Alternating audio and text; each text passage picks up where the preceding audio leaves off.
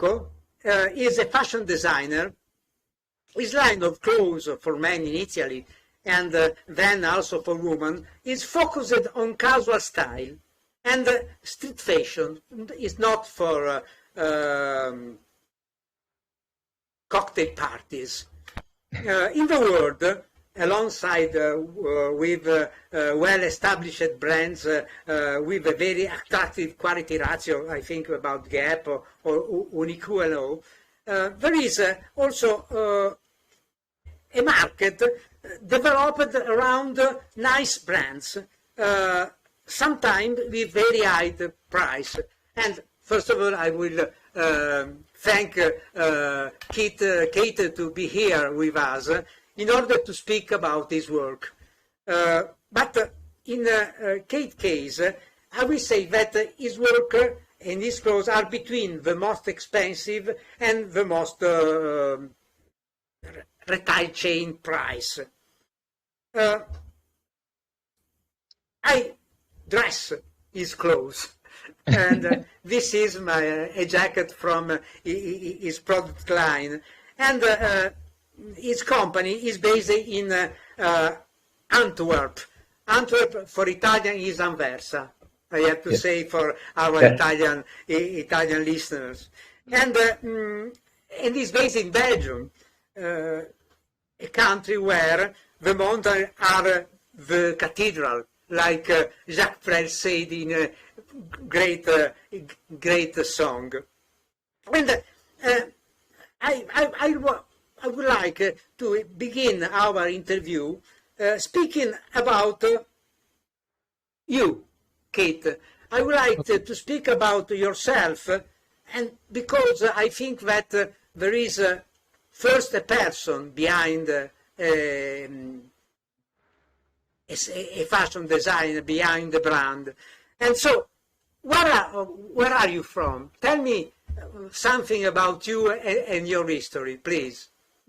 Okay, so first of all, thank you for inviting me. I will say already that I'm not used to do a lot of interviews, but I'm very pleased to participate.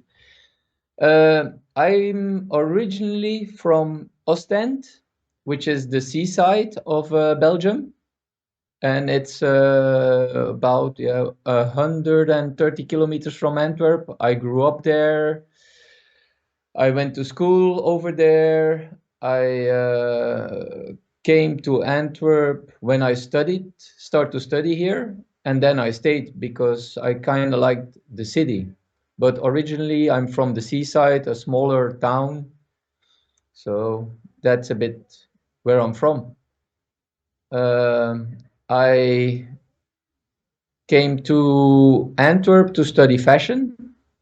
Before that, I didn't really know what, when you're young and everybody has like this kind of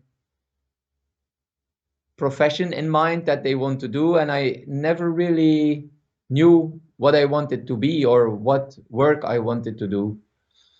I come from like when I was young, I started skateboarding, and I think that's how my interest also in clothes became more visible, because you have like skaters had kind of different clothing than other people, and then after the skateboarding came more like motorcycles, and then it was also so with kind of dress codes. So everything I kind of did was related to youth cultures that had some kind of dress code or certain codes about how you dress.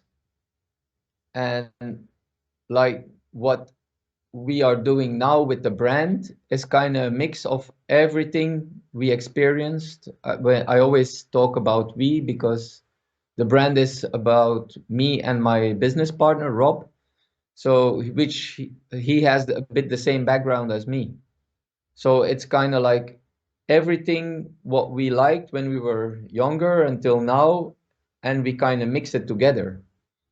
So we were into skateboarding, we were into motorcycles, we like art, we like interior design. So it's kind of like a mix of everything together. It's not like, oh, we are into tennis and the brand is about tennis and it's not about anything else. It's always tennis, tennis, tennis.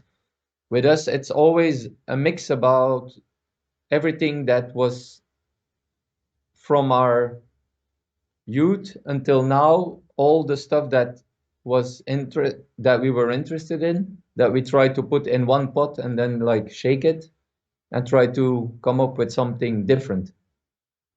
Yes, this difference I would like to understand better. Where does your It Dust company fit into the fashion world?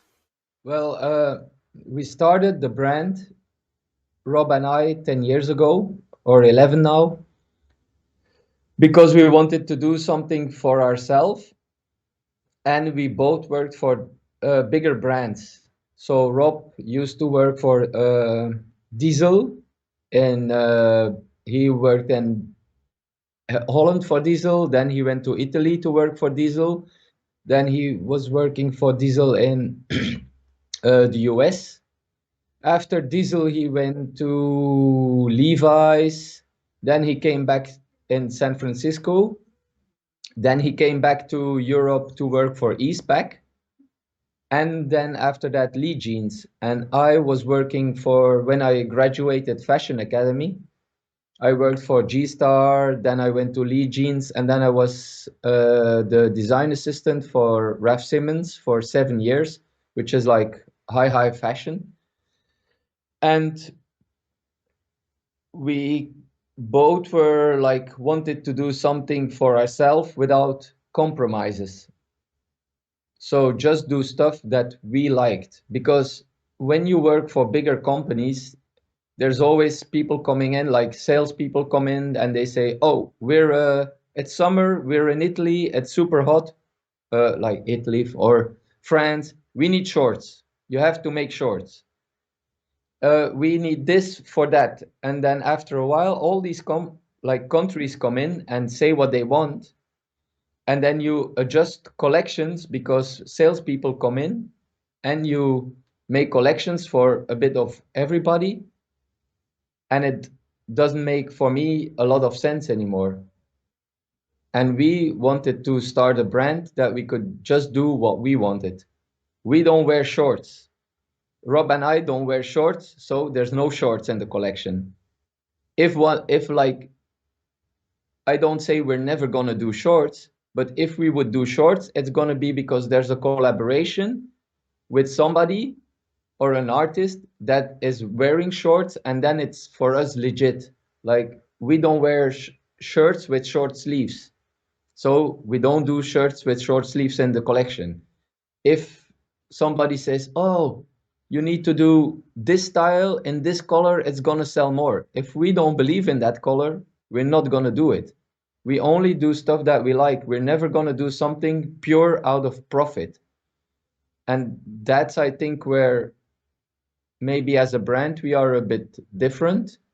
Maybe that's why we're not like so as big as we might be. But yeah, it's like we're very stubborn. I'm gonna say it like that. So we just want to do stuff that we like and that we can stand behind and that we believe in. If it's something we don't believe in, it's never gonna come in the collection. Your reply allow me to ask you the next question, because I always say that clothes, dress, for us human, has not represented a means of cover ourselves from the cold, but also something that represent ourselves. Yeah. I think, for example, to make an example, the sacred vestment in religion and the identity clothing in groups. What do you say as dress code before? Well, but what is dress for you? For me, I always liked the dress code because I think it's always been into our like since I was a kid, like I explained, it's something that is for me really interesting, because it's clothing also can either it can make you stand out in a crowd, or it can make you blend in. So it kind of is like a shield also. Or if you want to be, by dressing up, you can also be somebody else, I think. And that's, we try to kind of not like do that with our clothes, but I know that, yeah, I, it's a very, like, for me, complex question, I think, because I always liked kind of uh, like, oh, okay, people are into this kind of group, so they all dress the same. They are into that kind of group. I always liked that a lot, but for me, it doesn't work. I always like the mix of things. And that's what I think with our brand we try to do, because we're interested in so much things. So we still skateboard, but we also ride motorcycles. So our clothes are always like the mix between like or skateboarding and motorcycles, or we like vintage clothes. But I also don't want to do like with the vintage. There's a lot of people that really try to dress like they're in the 40s, or like they go into the woods and they go and be like wood choppers. But I always like the images of that, like the full, but it doesn't work for me. I like to like give it a twist that it becomes us, because we kind of like to play with the different styles and then throw them together and see if it works or not, like with Western shirts with more kind of streetweary pants. So you kind of get the mix that you don't look like a guy that comes out of a Western movie. And I appreciate a lot of people that dress like they're in a Western movie or like cowboys. I think it's very interesting, but I would never wear like the full suit kind of thing. Yes, but the question is that I consider fashion, the creation of clothes, Yeah, a form of creativity yeah, very linked with the spirit of the time. yeah, And in some way, clothes can also represent the spirit of the time, the zeitgeist in yeah, German. Uh, where and how do you place yourself in our time? And what do you want to represent with your creativity, with your clothes? What do I want to represent? I it's a hard thing because never uh, uh how do I explain this? What do I want to represent? Um, well, I always wanted to make clothes that are very now. That's also what I explained. I don't want to do replicas of 40s clothes because people's bodies were different, and it's all I want to make something that is very now. But also, but now I mean like not that next year if you buy a shirt from us, it's gonna be out of what, yeah, I don't like to use the word out of fashion, because the whole fashion scene also over the years transformed so much. Before, you always like in when Dior was there, you had the A line, and then in the 70s it was everybody was like uh flares, and it was a very like before there were more kind of like standard fashion trends, which you don't have now anymore. There were like more, before they were like, okay, these are the season, the colors of the season. Now everybody just throws everything together and it's all good. And I think it's nicer this way, than what before happened, that it was more like, yeah, kind of everybody did the same thing. And for me, that's why I always like it, yeah, with clothes, that there's still an element of now in it, so that at least we adjust fits and we try to make it, yeah, just a little bit more new. I don't like that much the replica of stuff. But Kate, the question of make clothes for now is, but you, with your clothes, make something also historical, like your labor jacket, that is a classic in Belgium and France. I think of 400 strokes by Truffaut, that is there is a plenty of labor jacket in this movie. Or think about the Horizon of Glory of Kubrick with your military style clothes.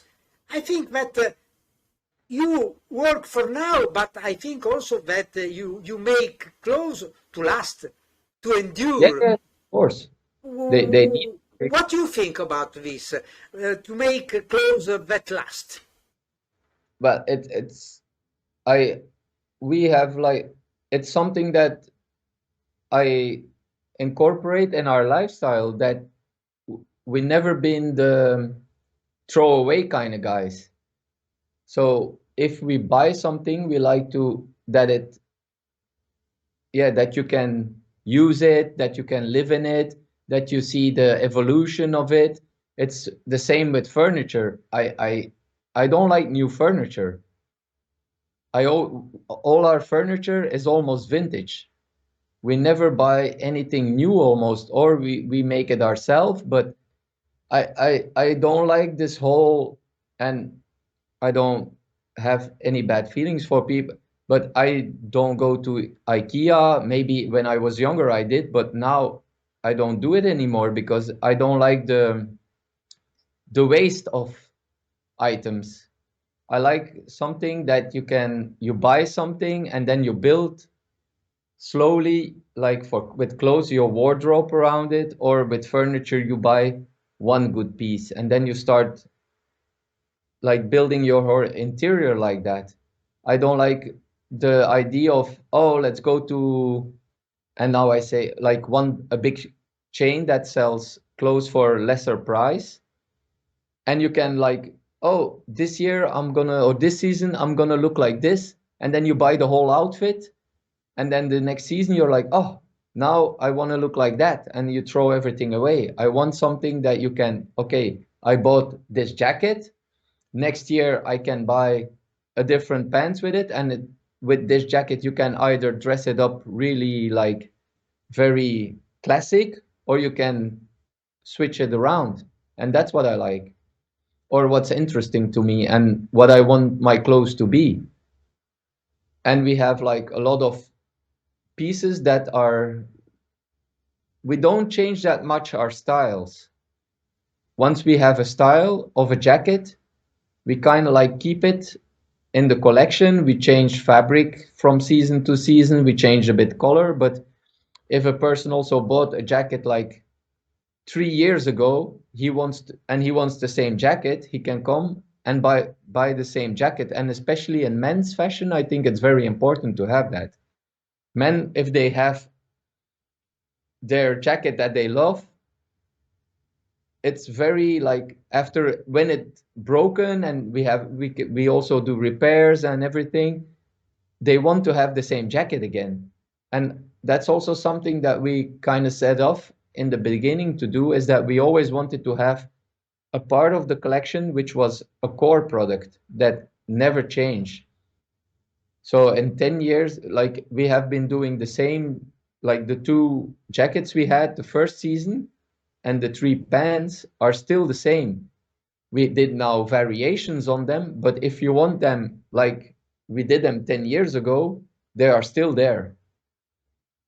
And yeah, it's a bit like we want to go against the whole, yeah, like fast fashion and the throwing away of stuff, which we don't like. And we really work a lot on finding pieces for the collections that you can say, okay, this is a nice pant. This is a pant I can keep for years. Like not next year I'm gonna look like I'm out of date or it's not my pant anymore. Well, And yeah, there is a question connected with what you have said. That is this. When you think about a writer, you know, you have to imagine that he has an ideal reader, yeah, to whom he writes. And I think that the same is for fashion and for your particular choice in fashion. My question is, who do you design your clothes for? Which well, is your ideal buyer? my ideal buyer, I would like, I always, it it's very strange now because we only like a year ago we opened our own store, and before we always were distributed by other stores. And I seen a lot of people, like when we started we were very much profiled as a motorcycle brand because it's something we really do. And we didn't have the money yet to make bigger collections, so what did we do? We make denim, and it was very motorcycle maybe inspired and related, but we never set out to be a biker brand. And then like in the beginning, as we were doing it a lot, we got a lot of people that were into bikes. But over time now, and I kind of like it that my clothing can be worn by a variety of people. When we design stuff, we never really focus that much on who would wear that. Or we design a lot from our heart and what we would wear. There's like pieces in the collection that I would not wear myself, but I love, but it's something that Rob really wants. It's like he's like, oh, I would love to have this kind of jacket. And then we design the jacket. So actually, to answer your question simply, we design actually for ourselves. So I that's like our friends that say, hey, I saw this shirt from you guys. It would be great if there was still this pocket, and then we maybe change it a bit because our friend said about. So it's kind of like a collection that grew out of what me and Rob wanted to wear and what our friends were wearing. And the thing with the collection is like there's pieces in the collection that I wear and Rob would never put it on. But he understands, like he says like, okay, this is something that fits into the eat dust idea. But it actually, if me or Rob would not put it on or wear it, then it's not going to be made. So we design practically, it's a very selfish brand. We design for ourselves. It's a great replic. It's a great replicate. But I think that this kind of homemade fashion brand has a great opportunity to become, if you want, if you can, great because of the net. The net changed a lot the situation of brand like yours. I have discovered you and your jacket on internet. Yeah. I really don't know nothing about you, but I have discovered and very appreciate your work. Do you think that internet can be a game changer for brand like you that can remain a homemade by myself clothes, but spread all over the world. And this can change a lot the market. What do you think about? Yeah, I mean, there's like, people always go like, oh, the internet, the internet. We were also very fast to open start our own online store, and we do everything ourselves. But it's really important to get out there. But what we also did a lot in the beginning was we were at a lot of events. Me and Rob, we went everywhere, and we like now for 2 years we almost went nowhere because of this thingy that's going on. But normally we try to be everywhere. We were a lot at events, at fairs, at like parties or whatever. We try to be there, or concerts, and try to be represented.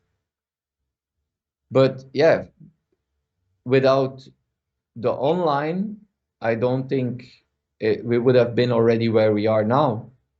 It's changed so much, and it's changing so much. Like each year, it's like bam, bam, bam, bam. You need to act fast, and you need to stay also focused and up to date with all these things. Because the good thing about it is that you can get known very fast. The bad thing is that you can be forgotten very fast also. And now the pie is always the same, but there's a lot more people into that need to eat from it, we say. Because with the internet, it's like, it's much easier to find stuff.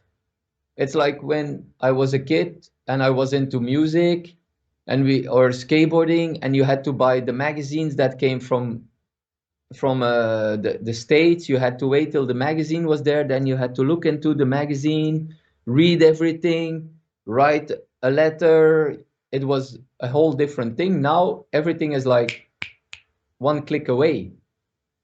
It's easier to be discovered now, but I think it's very easy to be put down also. Or I mean, now with the whole cancel culture, everything you kind of say can be used against you, and it's a weird kind of thing. I'm very much into it, but I'm also try to kind of disconnect from it. It's a weird world sometimes. Yes. Another question before the last question is about the supply chain of your business. Yes. To make an example, is different to buy a t-shirt made in China with a logo and pay it 3,000 euros because of the logo. And it's different when the supply chain, the way the clothes are made is different from a mass production. Yes. I have read that is your case. You are proud not to use Chinese manufacturer, and you choose to work with Portugal and with Belgian and French suppliers. Tell me something about your philosophy in making clothes. Well, I mean, sometimes I think like China has a bad stamp on it, because there's a lot of good factories there as well, and there's a lot of good things being made. For us, it's because we started it. We wanted to produce closer to home and to be more in control. we are a small brand, so what you mostly have in like overseas, like China, Bangladesh, and all these is it's bigger factories where you need to produce bigger quantities. There's like in Bangladesh, there's factories that are state of the art. There's not one, everything is clean, and it's not like because Bangladesh is better or China is worse or Portugal is better. We wanted to work somewhere with people that we could go to, see the people on the work floor, see that they're treated right, see that they get a decent wage, that they have proper vacations, normal hours, and that we can actually have a nice, dialogue between we work with very small family-owned factories in Portugal. So we meet the owner directly. We know almost all the people that are behind the machines because we go regularly. And it was very important for us to have that, like, try to do things right, not to fuck things up. I mean, it's uh, people always say, oh, like here in Belgium, oh, we're losing our jobs and this, and I know it's not always easy to buy a more expensive product, but that's, I use the comparison a lot to people who work. I'm like, yeah, but you also don't want to work for, if you ask 40 euros per hour, you're not going to be happy when people say, okay, now I'm going to pay you 5 euros per hour. So sometimes you need to, yeah, it's an investment you kind of make. And for us, it's very important that we work with, we know the mills, we know where that everything is done right, or we try to do everything as good as possible as we can. Are we like perfect? No, we make a lot of mistakes and we try to improve. And every season we look for new fabrics and we try to do like now more organic cottons. But there's a difference if you buy from a big chain an organic cotton, which is overproduced anyway, where half of the t-shirts are already like gonna go been thrown away because there's a lot of overproduction and not everything gets sold and then everything gets thrown away. So we try to buy from smaller mills also that make fabric, so we don't overproduce, we produce only what is sold, so to try to make our footstep our footstep as small as possible. But we're still doing fashion, which is like the worst, one of the worst industries to be in. But you can only try to do, and each season we try to do better. And also we don't like to compromise with with fabrics and other things. It's like, oh, this organic cotton costs, I say, 5 euros, but if I use the non-organic, it costs 3 euros. But we're gonna choose the organic, and then it's gonna become more expensive. Then choose for the lower price one to make more profit. We sometimes shoot ourselves in the foot by this, but we don't want to make compromises. We're always going to go for the best we can do. This is an ethic that Yeah. I really appreciate. But the last question is an open question.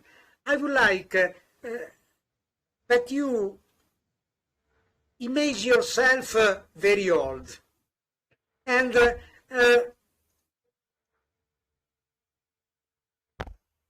in what do you want to be remembered? Oh, now you're asking me really, sir. I would prefer not to be remembered, I think. I don't know. I've just want to try and make a nice company and work with friends and work with people and try to do something nice where everybody can enjoy himself. And maybe try to want to be remembered as kind of a good person, or somebody who tried to be a good person. And for me, friends are very important, and it's like the family you choose, and I hope they remember me as a good person,